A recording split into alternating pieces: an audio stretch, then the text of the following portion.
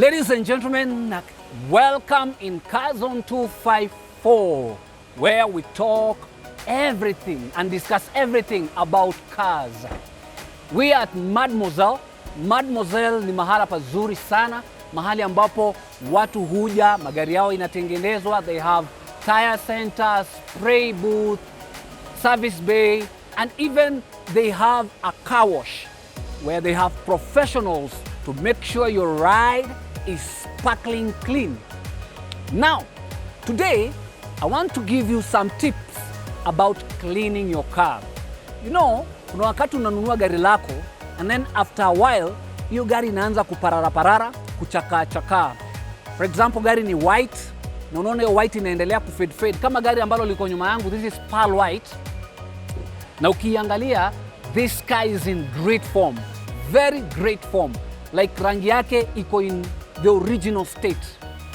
Na hii gari yuko hivi by coincidence ni kwa sababu mwenyewe anatumia the right detergent ku clean hii gari, anatumia the right fabric ku clean hii gari, na mwenye anaosha hiyo gari anaelewa maneno ya rangi na maneno ya maintenance. So, number one tip, you should understand the right detergent ambayo unatumia ukiosha gari yako. Si kuchukua sabuni yoyote, zingine ziko na chemicals ambazo zinafanya rangi ya gari ina fade. Another thing, make sure kitambaa ambacho unatumia, maneno ya kutumia gunia ukiosha gari ikome kuanzia leo. Umesikia my friend? So there are some special fabrics ambazo unafaa kutumia. Kama una hizo za kununua, unaweza tumia a soft towel to make sure you clean your vehicle. Another thing, nimeongelea kuhusu one part of the car, which is the body paint. Kuna kioo ya gari. Also there is a way you clean kioo ya gari. Kuna wakati unakuta gari imejichora watermarks. Iko na watermarks kwa kioo kwa sababu baada ya kuosha labda ukamui haraka ama ikinyeshewa hizo maji zinajichora. There is a way to clean those watermarks and to make sure your glass and your these mirrors are always sparkling. Hata windscreen, kuna wakati ukiendesha gari unaona kioo yuko sawa. One issue ambayo inaweza kuwa with kioo ni kutumia wipers ambao zimeisha ama bad quality wipers, kwa sababu wakati zina wipe zinagwara kioo ya gari. So kando na cleaning, also you should always check your wipers and make sure you're using original wipers zenye haziharibu kioo yako.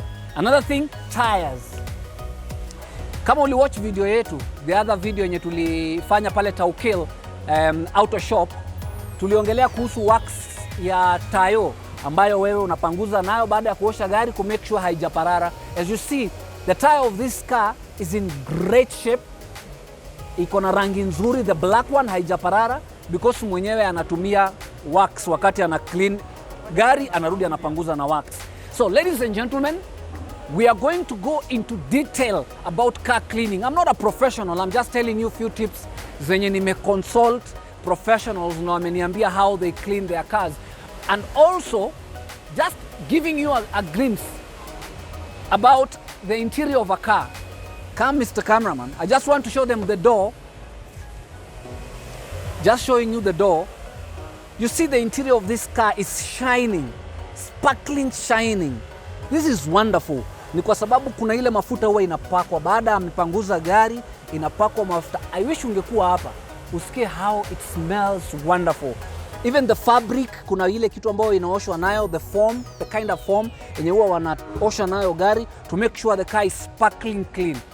So here in Car Zone 254, we want our cars to be clean, and we will make sure tumesaidiana kimawazo. Tutaleta professionals, tutaleta watu ambao wanaelewa kuhusu maneno ya body buffing, ceramic coating, maneno ya kupaka gari wax, kila kitu. We are going to bring professionals ambao watakuwa wanatusaidia how to clean our cars.